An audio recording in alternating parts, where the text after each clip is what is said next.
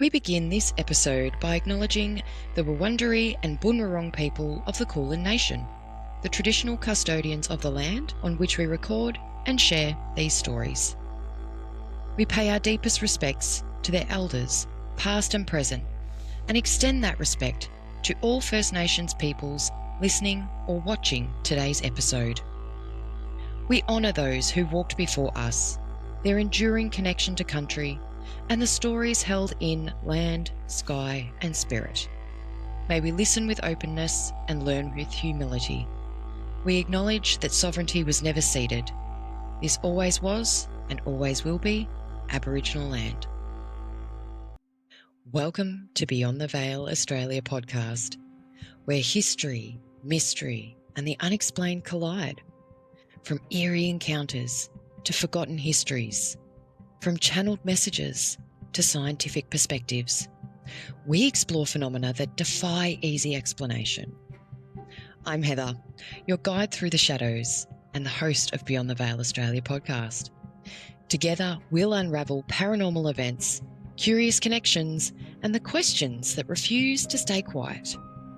So whether you're a skeptic, a seeker, or somewhere in between, this space is for you. Welcome. Last season, we lifted the veil, but this time, we step through. So, the passage is open.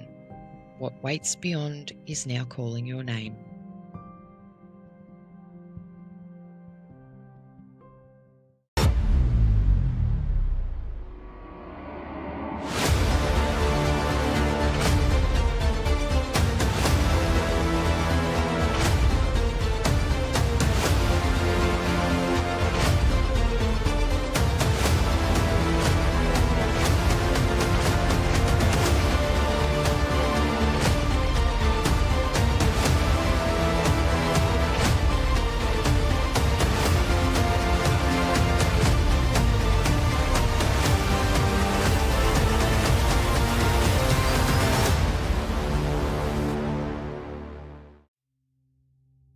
The walls of Geelong Gaol don't just hold history, they breathe it.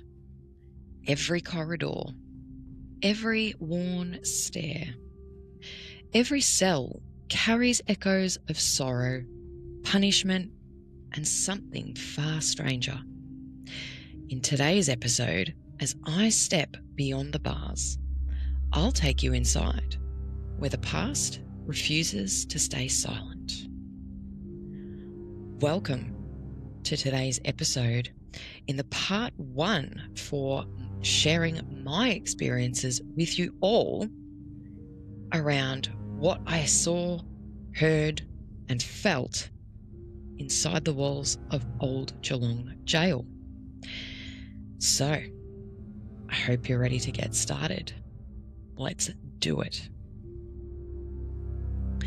Old Geelong Gaol is just over 2 hours from where I live. 2 hours of road between the comfort of home and the shadows of history. My husband Matt and I had planned it out carefully. A date afternoon, just the two of us. My parents would take care of the kids overnight, and they lived about 35 minutes in the opposite direction to where we had to go.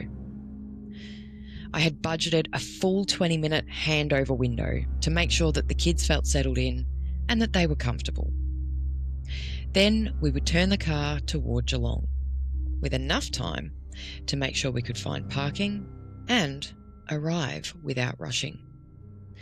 Everything was timed, everything accounted for. I wanted no stress, no excuses, just the jail waiting for our arrival. And as a slight disclaimer, with any place that I choose to go to, I don't research before I go in. No stories, no inmate names, no headlines. I want the place to speak first. I want it to be clean. I want it to be raw, without an unconscious bias in my mind and having that lead the way. In the 30 minutes before we left our home, the voices began, clear and insistent.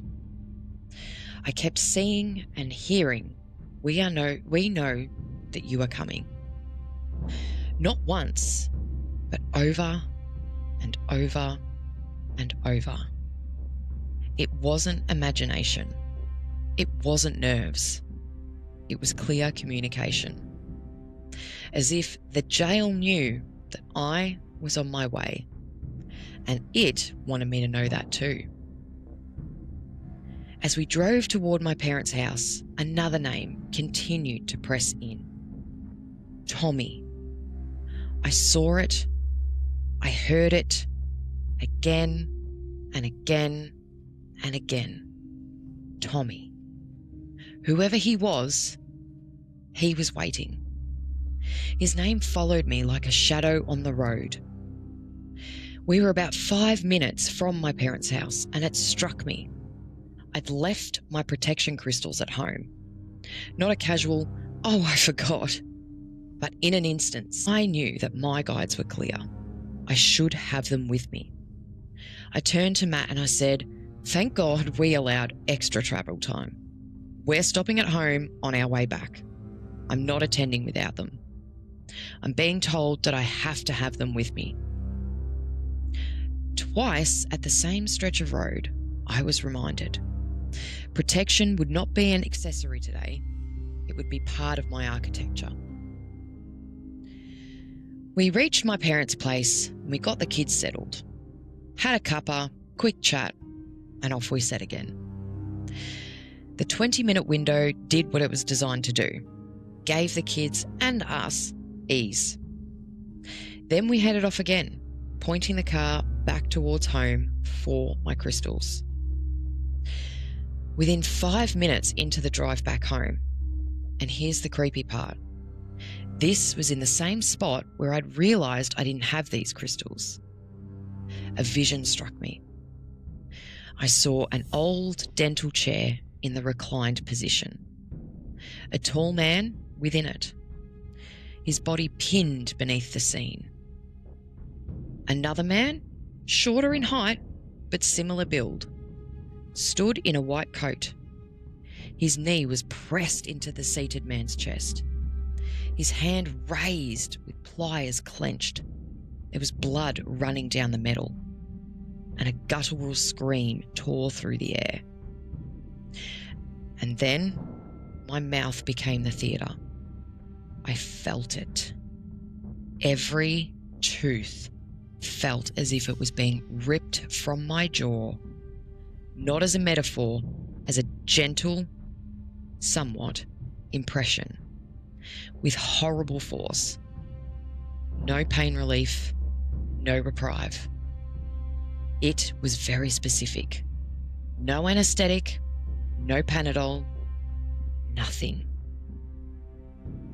Matt asked if I was okay, and I told him what I saw. There's a man in a white coat. He's almost like a butcher, like he just butchered my mouth. Matt, my husband, is quite knowledgeable on some of these things. Didn't even miss a beat. And he said, funny you say that it feels like a butcher, because that's what the inmates call the dentist in a jail, he said. The butcher. They never gave any pain relief, not even Panadol. Hence, why they call him the butcher. I hadn't carried any history in with me. I didn't know these stories, but this came through like a memory lodged in the road. We reached home reasonably quickly. I went in, gathered my crystals, held them with a different kind of gratitude than usual, and we set off again. We were still running really well for time, which felt like grace, and it was amazing. As the kilometres unrolled, the name Tommy just continued. And then another word came through. Green. It arrived with the certainty of a surname, not the colour. Tommy. Green. Names like markers placed ahead on the path. Then, my navigation made a choice for us, to take us off the freeway. I promised, time saver that pulled us into a busy inner city route. Now, I loathe any kind of inner city driving. It spikes my anxiety, and I hate it with a passion. We wound through the streets only to be fed back onto the freeway, and guess what? There was no time saved. None. I didn't understand why on earth this navigation thought that this detour would help. In that moment, I was very, very unhappy. I told Matt that I would rather visit the dentist butcher than deal with inner city traffic. And it wasn't until later that night, after we were home, that a thought had crystallised. Maybe this detour was some form of protection. Maybe the system was trying to keep us safe from something on the path ahead. Because on the return home, the navigation never deviated. Not once. 2 hours after leaving home, after the opposite direction drop, the return for the crystals, the names, the scream, and the detour, we arrived in Geelong. We parked a little bit further away from the jail just to keep our options open, in meaning to make sure that we could have a spot to give ourselves extra time to settle and even decompress when we left. Right beside the car park stood the most beautiful church and old buildings. Stone and the colour that photographs couldn't hold. The hues were alive, impossible to capture. But guess what? I took photos anyway. But the colour defied the lens. Beauty and age, shoulder to shoulder, with what waited down the street. The church's radiance felt like a small benediction, and beyond it, the jail's presence gathered. An outline was more than architecture. We hadn't stepped inside yet, but everything we'd driven through felt like the preface for the jail and what it insisted on writing. Arrival and the first impressions inside the old Geelong Gaol. Walking through the gates and behind the stone walls, I looked up and saw the building staring straight back at me. The windows seemed alive, as if faces were pressed against the bars, watching the world continue without them. It was as though the stone itself carried memory. Eyes that had once looked out, now frozen in place. The rings of barbed wire cascaded up the walls, curling like thorns around the building. A sense of foreboding pressed down on me. Fear, dread, and hopelessness. It was heavy and suffocating. In that moment, I felt as though I myself was being sent here for punishment. Then the words rose, echoing what I imagined every inmate must have thought upon arrival. This is it. I'm never leaving here. How did I end up here? We walked through the doors and turned right into the first room, where the check-in was held. This is where we would collect our wristbands for the self-guided tour and explore the stalls of the Dark Arts Expo being held on that day. Hence why we were there. The room buzzed with activity, but beneath it, I felt the weight of the jail pressing in. With our wristbands secured, we walked through another doorway to exit the room and head into the hallways.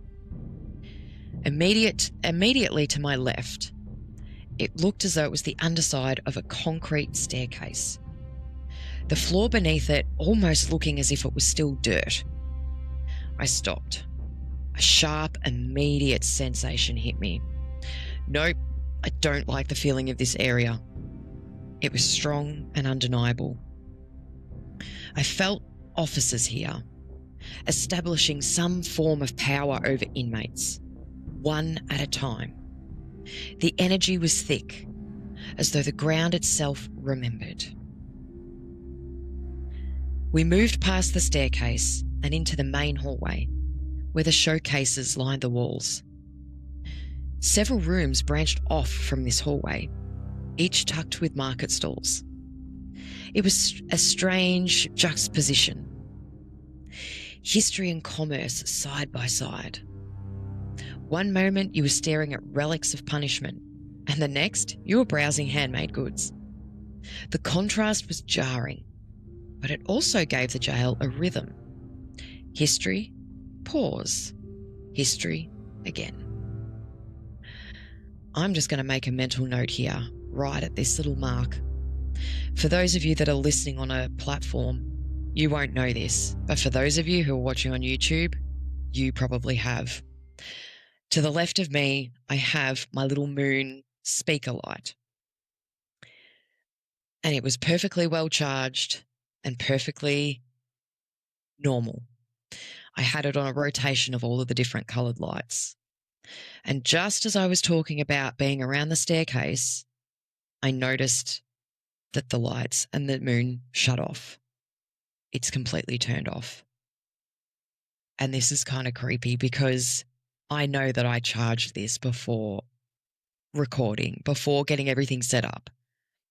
There is just no way that that battery could have drained in, the 10-ish minutes that I've had this going. So I just wanted to take a quick pause just to raise that with everyone. If you're watching on YouTube, you will have noticed this, but if you're listening on a platform, I had to make a note of that because I've only ever had any technical issues when I did one particular interview, and it wasn't just technical issues on my end, it was technical issues for this person as well. And I have to say, whilst I'm not covering this particular entity in this episode, they will be covered in another one.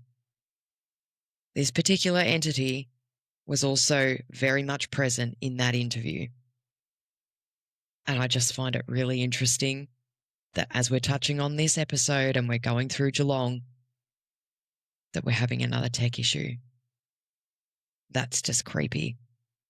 I did not anticipate actually interjecting in this episode, but I really had to because that was just, I can't actually explain that. And I can actually feel his presence here now. And yes, mate, you'll have your chance in the next episode. But today we're not talking about you. We're talking about some other things. You can hang around, but I don't want you messing with anything. Are you cool with that? Okay, now he's gone. Interesting. I'm so sorry to interrupt that, but holy fuck.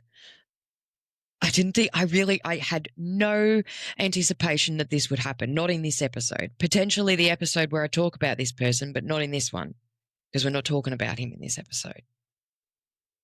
Holy fuck, man. Creepy. So there you go. We've also had a little strange activity even in the recording. This is awesome. I hope you guys are getting more goosebumpy because I certainly am. And we've barely got into the jail at this point. So, holy shit. Oh, all right. Let's just keep going. See what else happens. Halfway down the hallway, I felt pulled toward one particular case. And it wasn't curiosity. It was like a compulsion. Something wanted me to look inside this case. And inside this particular case was a collection of old prison keys.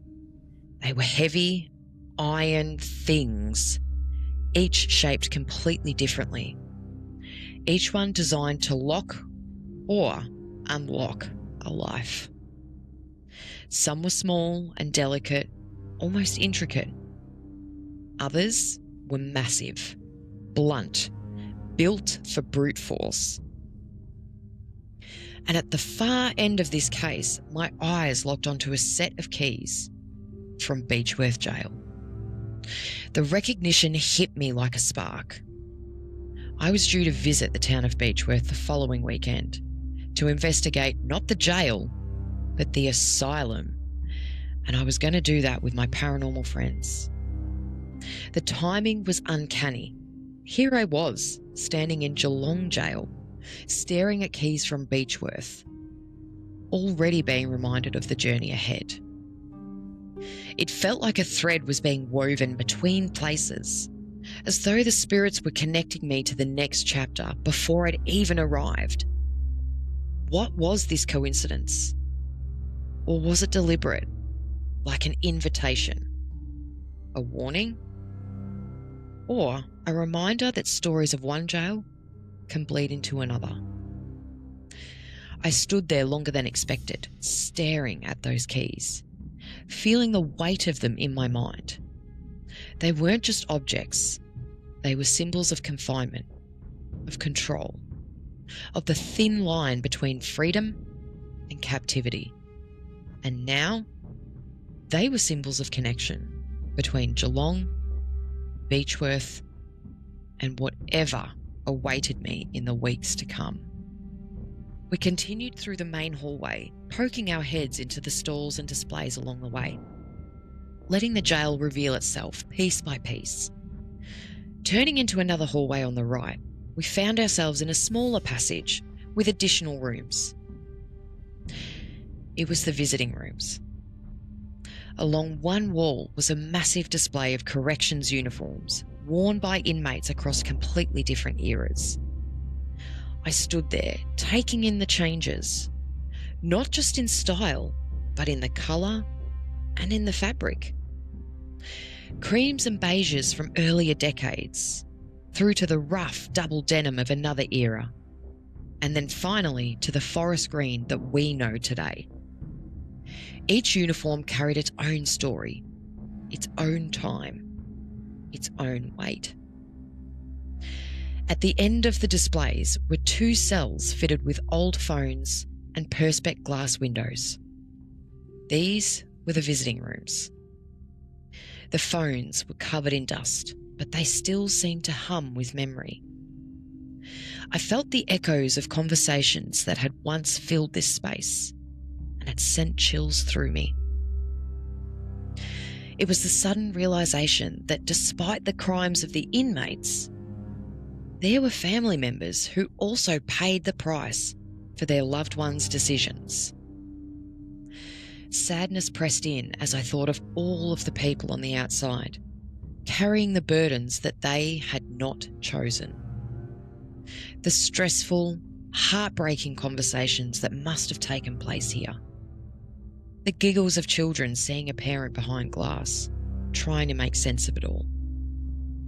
And the quiet ache of a mother leaving without her family complete. It ached. That pain was palpable. The heartbreak of those carrying the punishment on the outside was as heavy as the punishment inside. I just have to interject again. Once again, I had not planned to have to interject in this episode.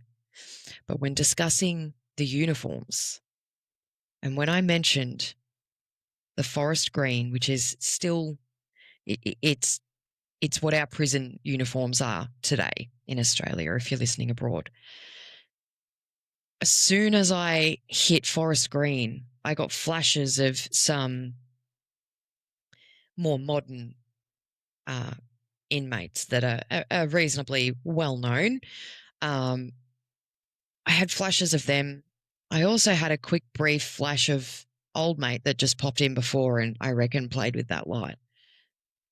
But I think he also had another era worth of uniforms as well, which would have been that beautiful double denim that probably would have been fucking horrendous to wear because it would have felt heavy and thick and not movable. So I just had to sort of put that in there because I honestly didn't think that by being able to actually tell this story, especially while I'm recording it, I had no anticipation to actually have things still pop up. I kind of thought, beautiful, I'm going to be able to sit here and really immerse people in how this felt. And I feel that I'm doing that, but I'm also getting new things popping up or equipment interference, like I just didn't, I don't know why. And I should have really thought about it. I just didn't plan for this kind of storytelling episode. I really did not plan for the fact that I'm going to have to potentially interject at times and talk about things because I just didn't think that it would be that way. So, yeah, really kind of interesting that, yeah, there's been some moments whilst recording this. A little bit blown away at this point.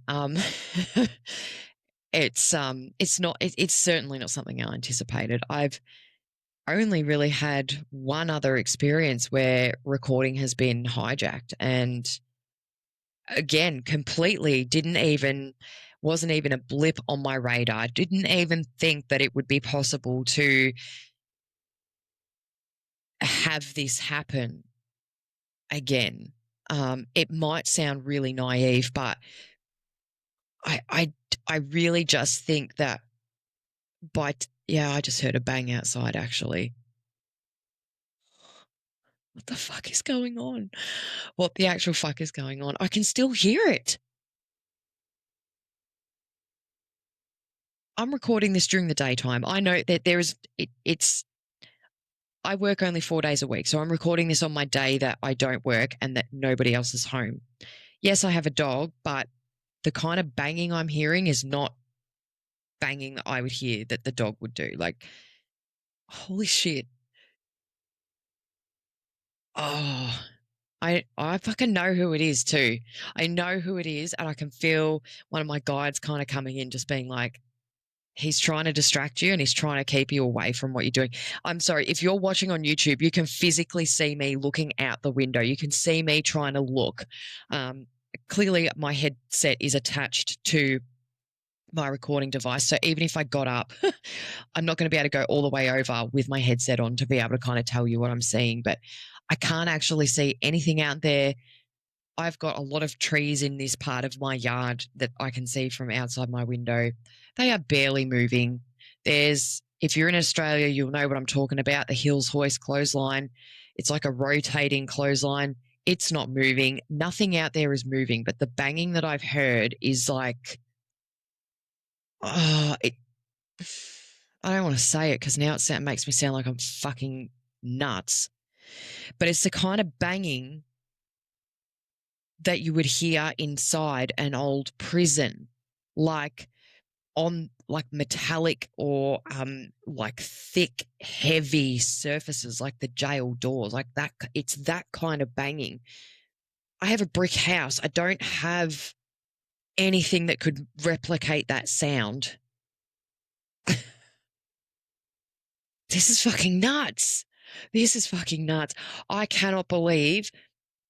Oh, actually, no, you know what? Now I can, because now I know who it, like, and not that I didn't know who it was, but I know who it is and I know what they're doing. And mate, I'm telling you, your time's coming. This one's not about you today. It's going to be about some other people first. And then we're going to touch on you in the next one. All right, mate? Like, I know that you're there and I appreciate that you kind of want to join in, but you're stopping my listeners and even my viewers being able to hear the stories, bro. Like, you know, and I also know you have a very famous saying, and I don't want to say it because it's going to give away who you are. So we can't do that, mate. We've got to surprise everyone. We've got to keep this like a surprise, because when it's your turn, people are going to be like, holy fucking shit, man. You know what I mean? Like, let's just like steady on a little bit, right? You're welcome to hang around, but just don't interfere, because it's not about you today. It's about other people. Yeah, I can hear him laughing and he's like, gone again. Oh, bro. This is insane. Again, people that are listening, you can't see my reactions. You can't comprehend what I'm like looking like in this point. I'm really fidgety in my chair. I'm not even looking at where I'm supposed to be looking. I'm drawn to looking out my window that's kind of to the side, and like, yeah, it's more like sort of, if I was to think about it like a compass, my device is like dead set north in front of me. The window that I'm looking out of is probably like northeast, right? So it's like I'm not even focusing on the video or anything like that at this point. I'm moving backwards and forwards in my chair. I'm looking out. I'm trying to see. It's weird. Like I'm sorry for the people that are listening, because you're kind of not you're just having to listen to this. You're not getting that full experience like people might be on YouTube where they're actually witnessing my reactions and things like that. So again, if you wanted to come back and listen to this and watch it on YouTube, absolutely go ahead. But yeah, I do apologize for those that can only hear this through the audio, because you don't get to see, like, I'm fucking shook. I just want to be able to tell the stories and yeah, I just keep getting interrupted, and I'm actually, oh, fuck. I can't help but laugh, and it's like a nervous laugh, but also like a ha ha, mate, I know what you're trying to do. You just fucking wait your turn. Like, holy shit. Bro, I'm just, oh God. And like part of me is like, do I just need to pause this and like just take a minute to regroup? But I also don't want to do that because I feel that takes away from you guys that are watching and that are listening. Like, you deserve to have this experience as much as what I'm having right now, even though for some people it might be boring as fuck, and I apologize, but it just, my mind is just blown right now. Again, I know I said it before, I interjected and didn't think I was going to need to, and then I've had to interject again, and then to have shit happen while talking about the fact that I'd picked things up. I just, oh my God, this is crazy. Shit. Holy shit. And like, you might, if you're watching on YouTube, you might notice like I've kind of, okay, we're going to take a little time out from the actual storytelling component right now because we're still in the middle of this interjection, and I'm just looking around and I'm actually starting to notice things, and I'm like, so I got these, and weirdly enough, this little, for those that are watching on YouTube, you can see where I'm pointing, but just on my wall, a little bit behind me to the right, I've got a cute little like printout, and it says, I myself am strange and unusual. Now I've got 3 of these little printouts, all different. I've actually got 2 here. Let me get them. And these were actually 3 little things that I actually got from a person that had a stall at the Geelong Gaol. So it's even funnier that it's like, and of course, you know, the reason I put one up was because it was like, well, I got it there from a fabulous business. I will tag them in it as well. And Yinska Designs, I think it was. I may have said that wrong, but I will put the name in the show notes. And for those watching on YouTube, I'll put the name on the screen so you can see. But yeah, I got those and I was like, oh, I can't wait to get some cute little frames and put them up. I haven't got any frames yet because it's just been too hard. But I wanted to put I myself am strange and unusual up today. That was just the vibe. The other one is black is such a happy color, darling. Of course, I'm all in black today. Once again, didn't even think about it. The other one, which we kind of just laughed at because we kind of went, we've got sons, and knowing our luck, they would probably do it. But it's also funny if you've seen Scary Movie 2, don't summon demons in the bathroom. So if you've seen Scary Movie 2, you'll know the scene I'm talking about when the priest has to visit the bathroom before he goes and does his other priestly jobs. So yeah, interesting. But I put that up today because it was like, well, I bought it from a stall at the Geelong Gaol, so it's only fitting that it's put up. I wanted to put the others up, but I was kind of like, nah, it's not the vibe right now. I've also changed up which tarot cards and which oracle cards I have next to me. And I actually got my Rider-Waite tarot deck. I actually took it out of the cover out of the box because I thought, it doesn't look right. Maybe I'll sit the deck next to it. So I've got my rose quartz sitting on it, and there's one card that just flew out as I was getting the cards out. Not just like a little accidental fall. It was like, hello, here I am. And it was the High Priestess. So I've got her on display as well because I kind of had the vibe that maybe I needed to have a tarot card out because she popped out and was like, how's it going? So she's sitting there. I've obviously got my little Salem the pumpkin, and I've got all my crystals. I've got my selenite, I've got my protection crystals, I've got some of the other ones that are kind of about like positive energy and stuff like that as well. So I've got all of those out. I've got my Lightworker Oracle deck. I've got my Modern Tarot Reader deck. they're both still in their cases, but yeah, it was just weird. And then like the fact that I just happened to look around and was like, all of these weird things are happening as we're trying to talk about the experiences that I had at this place. And we've been interrupted. And this episode is probably going to go much longer than I anticipated because we've been interrupted. And just to be like, hang on, I've completely set things up different. The moonlight that I had it on the right-hand side close to everything else.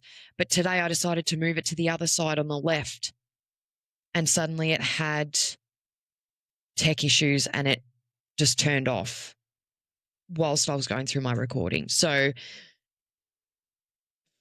there's a lot going on right now, guys. I can tell you that. I'm kind of sitting here a little bit shook. I'm also looking up on another shelf and I've got my cut and clear spray, but I don't want to use it because this is actually really cool. The fact that I'm just trying to record an episode about experiences that I had. I wouldn't even say we've been hijacked. I just think that we've had presences that are connected to that place. Want to come through and be like, how's it going, guys? Yeah, it's interesting. And I will quickly put a slight disclaimer out there. There was something when I was putting everything together last night as the final stuff before I was getting ready to record that I'll reveal at the end that is related to some extra stuff that I cover at the end as well, because I did have a thought process about that also in this most recent interjection. So we're going to just take like half a second to regroup and we're going to keep going because we've barely even stepped inside the actual holding cells of the prison yet. We're still in the fucking corridor at this point. We've barely got in the jail. And I can tell you, even in the way that experiencing that, it was the same thing. It's like we barely got through the hallways and these different rooms and shit was going on, despite there being an expo on, there was stuff coming through really hard for me. So it's funny that it's almost like because I'm retelling these stories, same thing. We've barely even actually gotten into where the holding cells are and shit has gone on. And that's how it was at the time. So in some ways, as much as it's probably been a massive disruption and it's going to kick the episode out longer, I think it's really exciting that it's also kind of been happening for you guys at the same time.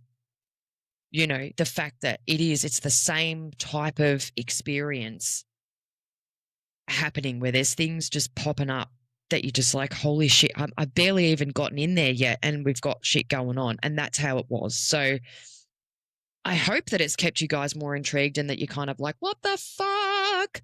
I know probably a lot of you are like, can you just fucking get on with it? I'm getting there, but I'm also just trying to like comprehend what the fuck just happened because it is like reliving the experience, telling it anyway, but to have the same kind of things kind of happening when you've barely even got to the main part of it yet through the recording as well as what it was like in person is just crazy. So I'm sort of glad in a way that this has happened because it's giving you guys that additional experience of what this was for me too, is that you're trying to get through it and things are happening, like, again, it's one of those things. I had absolutely no anticipation in needing to interject at all. And here we are. We've had it happen multiple times. So let's keep going because otherwise we're going to be here for 5 years. And I don't want to keep you guys that long. Otherwise it ends up having to be broken down again. And then it delays everything. So let's kind of keep it going. But we're now going to actually be at that part where we're entering the actual main jail. So I hope everybody's ready. I hope you've had a minute to fucking regroup. If you need a drink, a snack, anything, let's get onto it. We walked down a narrow corridor that suddenly opened into the vast body of the prison itself. The air shifted, denser, colder, as though the jail was exhaling its history into us. Immediately to the left was the monitoring station, known in inmate terminology in our more current time as the Screws Box. It was no bigger than the cells themselves, a cramped little office with a little bench, a muster board for head counts, and a variety of the tools of control and protection from its time. It was small, but its presence was immense. This is where authority was concentrated, where the balance of power was measured and enforced. As we walked past, our eyes moved into each of the cells on the first floor, and the showcases tucked in along the way. Each one was a fragment of life behind bars, a reminder that punishment was not abstract. It was lived, day after day, in these confined spaces. At the end of the corridor, the stairs rose before us. Cold, solid concrete stairs, worn down in places by the countless feet of inmates and guards. The indentations were so deep, they were carved into the concrete by repetition, by routine, by the lives moving up and down in endless cycles. We climbed the stairs, turning left. We continued up a few more steps until we reached the walkway that ran alongside the cells. The air here felt different, closer and heavier. We entered the first cell. The moment I stepped inside, my body felt the shift. My legs felt wobbly, unsteady, as though I was swaying on a ship. That old feeling that I can only describe as sea legs. I hadn't felt this imbalance anywhere else in the jail. It was unique to this level and this cell. The cell was heavy with sadness and sorrow. I felt a young man in there, potentially early 20s, slumped on the floor with one arm resting over his raised knee. His thoughts pressed into me. How did I get here? Why am I here? He couldn't understand why he'd been sent to jail. His crime didn't match the time. It was his first experience behind bars, and the sentence felt wrong, disproportionate. He appeared dressed in the clothing of the early 1900s to 1920s, filled with browns, beiges, and creams. His presence was quiet but aching, a soul bewildered by punishment that just didn't seem to fit. We left the cell and continued down the walkway, peering into others as we went by. Some drew me in, others just passed by. But the sensations were consistent. Many of the men carried the same disbelief. They didn't understand why they were there. Others, though, had settled into it. Their energy spoke of institutionalization. This was their way of life now. Some accepted it reluctantly, surviving but never at peace, while others accepted it fully, even thrived within it, finding a strange rhythm in captivity. Another quick interjection, heard the banging outside. I know it's old, mate. The weird thing is we're talking about institutionalization, there's a connection to this person with the institutionalization. Just wanted to throw it out there. Mate, I can hear you. That's enough. Thank you. The walkway became a gallery of human responses to confinement. Confusion, sorrow, resignation, and adaptation. Each cell carried its own weight, but together they formed a chorus of lives reshaped by the stone walls and iron bars. At the far end of the cells, on the other end of the building, a banner stretched across the stone, declaring this was once the women's wing from 1853 to 1900. The words themselves felt heavy, as though they carried the voices of those who had lived there. We stepped into a cell immediately to the right and was stunned by its size. It dwarfed the others we had just explored, easily triple the space. The air inside was cooler, stiller, as though it had been waiting. Against one wall sat an old metal bed frame, rusted and skeletal. Matt decided to lay down on it, testing its weight and seeing what he could feel, while I was snapping photos. For a few minutes, the cell felt almost ordinary, until the silence pressed in again. Out of nowhere, a tour guide appeared, explaining that these larger cells once held between 8 and 12 prisoners at a time. He added, almost casually in that manner, that this particular cell, number 89, was actually famous. It was known as the TV and movie cell. The reason is because this cell had appeared in the film Corelli, which, for those that don't know, was when Hugh Jackman got his first serious acting role in a movie. This was the cell where he himself and his character stayed and portrayed the characters and the prison. The interesting thing was that while on this set, this is where he met Deborah Lee Furness, who would later become his wife. The thought of Hollywood woven into these walls was just surreal, but it didn't soften the cell's weight. We moved on, exploring the rest of the wing, noting the different sizes of the cells and imagining the lives of 8 or 12 people crammed together. As we exited, well, I say we, but as I exited, the uneasy sea legs sensation returned, and I stopped. I turned around and I saw Matt was still looking at one of the cells, so I waited. And then I looked up. A thick timber beam stretched across the ceiling that was scarred with rope marks. Then I looked down. Suddenly, I was standing on the trapdoor of the gallows.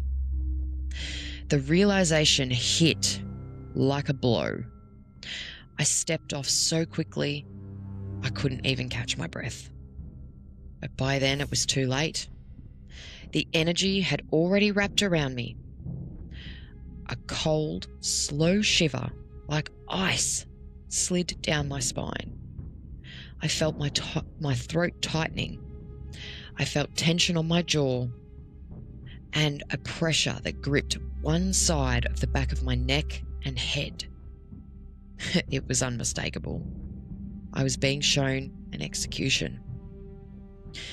This connection was so intense, so visceral, that I needed to just disengage, to reground and regroup. But the impression was lingering. Who was it? Was it one of the names that had come to me before arriving? Or was it someone else entirely? We pressed on, scanning the wall of inmate pictures and names. I was searching for Tommy, but I found nothing. The infirmary loomed ahead, reached by steep iron steps. These steps were steeper than the concrete ones. Climbing these steps, it made my legs wobble again. How the hell did anyone manage to climb these stairs, let alone if they were injured? Another bang. The ward opened and stretched before us, where rows of beds once held men who often never left. And if they did, they were barely alive.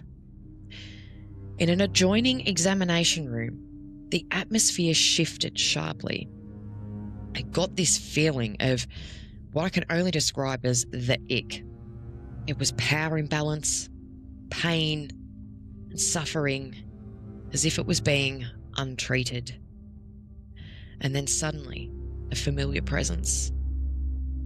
This energy was cruel and predatory, and I was like, I think I want out. The man that came to mind was none other than the butcher. But was he a dentist or a doctor? What if he was both? Or what if he was just coming over to try and intimidate me further?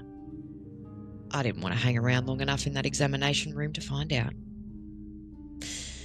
But back on the ground floor, beneath the gallows and the women's wing, there was beautiful market stalls lining the area. Amidst them, something unusual caught my eye. A death mask. It was the only death mask in this area. I felt compelled to move closer. I was drawn in. The face was pale, frozen in time, and every contour preserved. The head shape, the features, and the silence of death. I was studying this mask and really trying to take in all of these features. And then another bang. Then I looked up at the little plaque. The name on it? Thomas Menard. He was one of the 6 prisoners executed at Geelong Gaol, and he was executed on the 28th of October, 1865. My breath caught.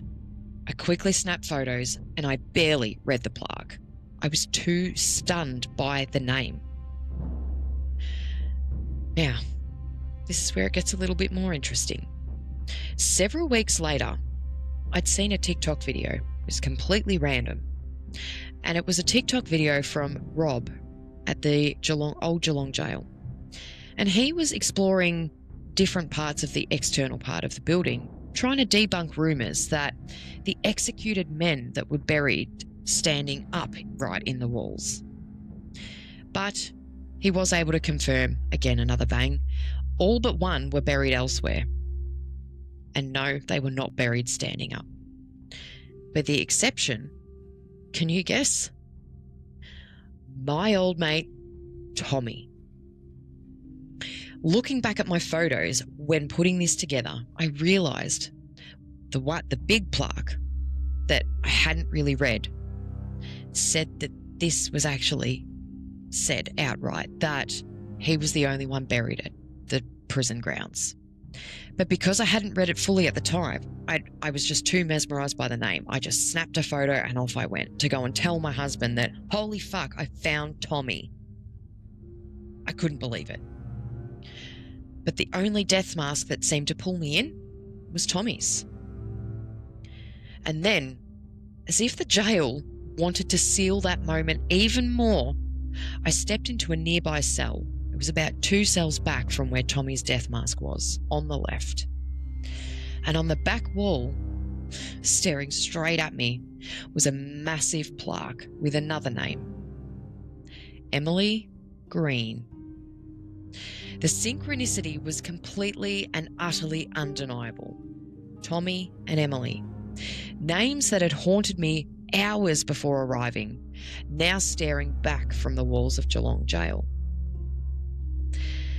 Now, the death mask of Tommy had already shaken me, but the jail wasn't finished. As I stepped away, the plaque of Emily Green stared back from the wall, her name echoing the whispers that I'd carried since before arriving. 2 names, 2 presences, both reaching across time. But it wasn't just names.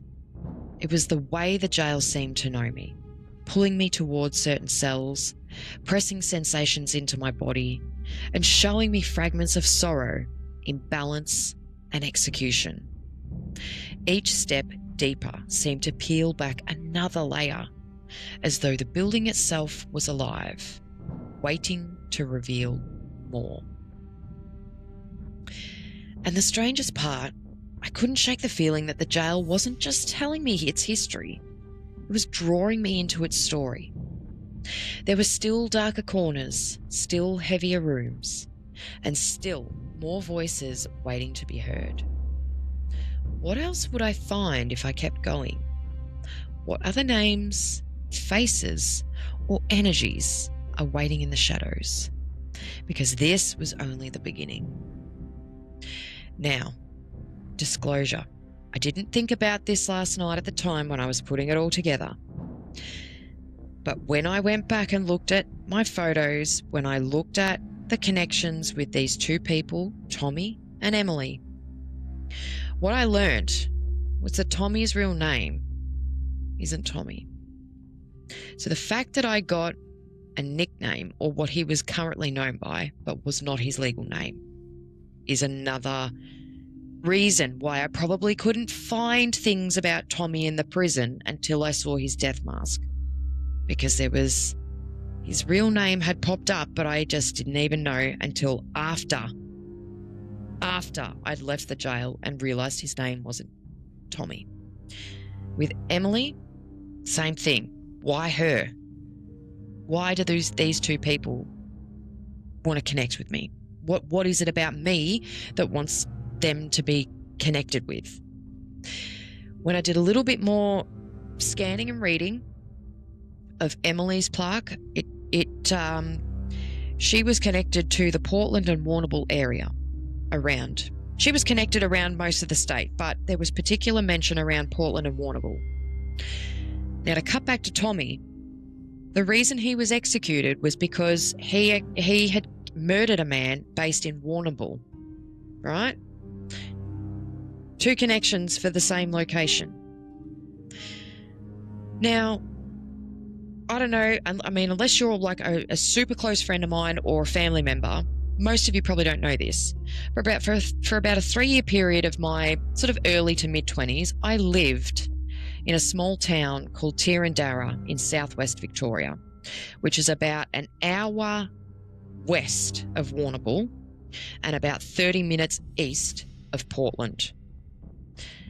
Not many people know that, right?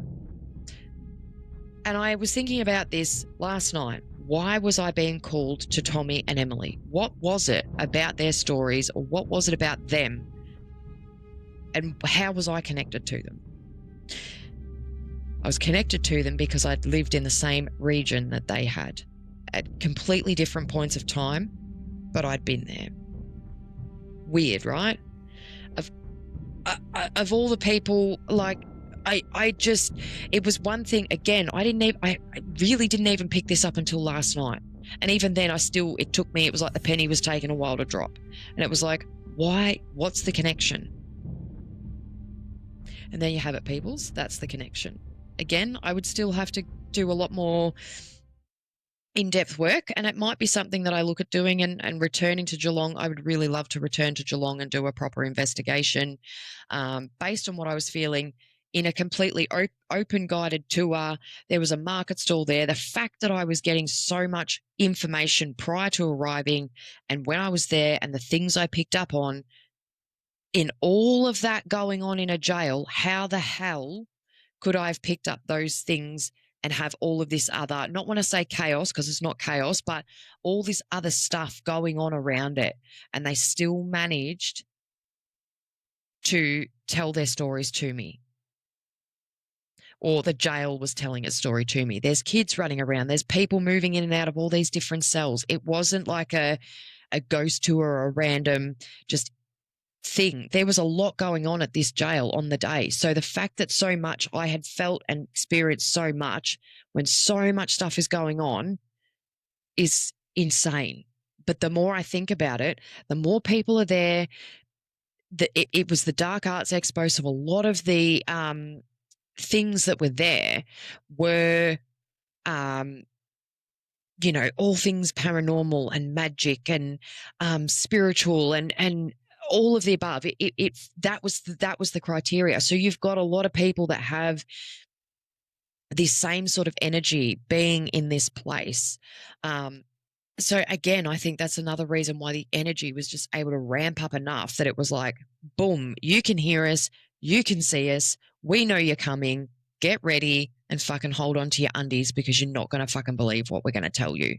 Go, So I would absolutely love to go back to Geelong Gaol. I would love to do a private investigation there. That's probably something that will be a much further point down the track, but I would love to go back to Geelong Gaol and explore more and potentially tap into some of the other experiences that will be touched on in other episodes.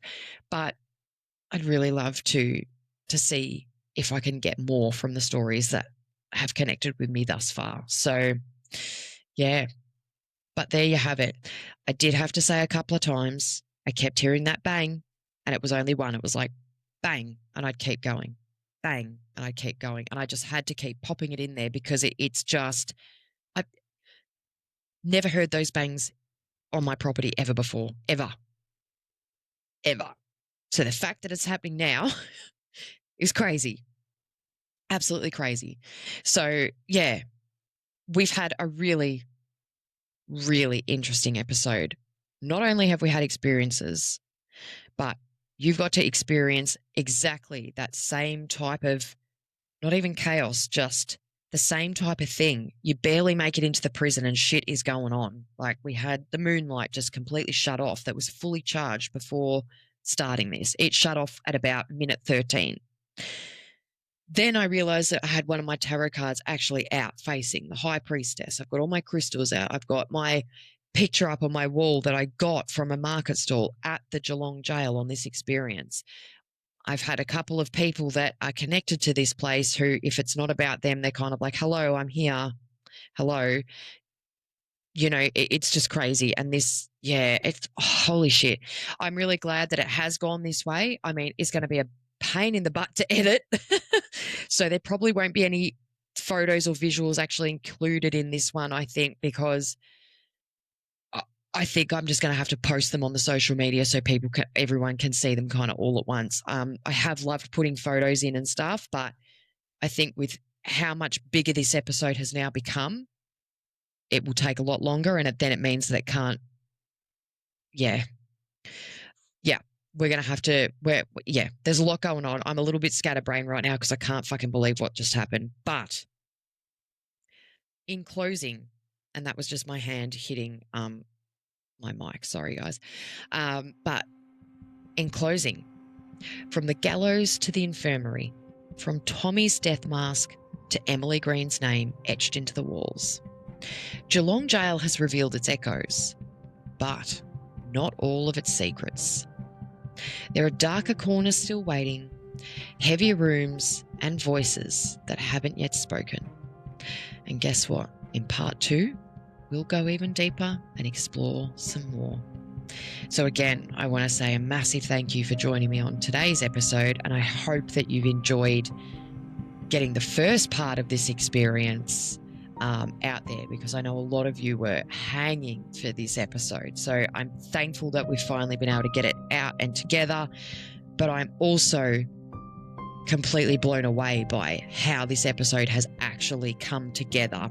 It's one thing planning it, it's another thing when you're executing it, and when there's so many unexpected things that come up, it just makes the stories that much more real. It gives you guys your own experience when having the experience told to you. I hope that it's actually been really fun for you guys to listen to and to watch, particularly if you're watching on YouTube. And if you're somebody that listens on a platform and you know, through hearing what was going on, if you want to see it, please feel free to head over to the YouTube. The episode will be on there with all the video. You'll be able to see everything start to finish. I just can't believe we're here. So I just want to again say thank you all so much for joining me. If you like this episode, please leave a comment. I really appreciate hearing and seeing what everybody has to say about the episodes. And again, you can always head over to our social media and you'll be able to see the photos that I've captured at Geelong Gaol. Social media is at Beyond the Veil Australia. That's across Instagram, Facebook, TikTok, and YouTube. And I hope you've enjoyed this wherever you've been listening or watching. And remember to stay grounded, stay curious, and always expect the unexpected. Bye for now, and I will catch you for part 2 very soon. Bye.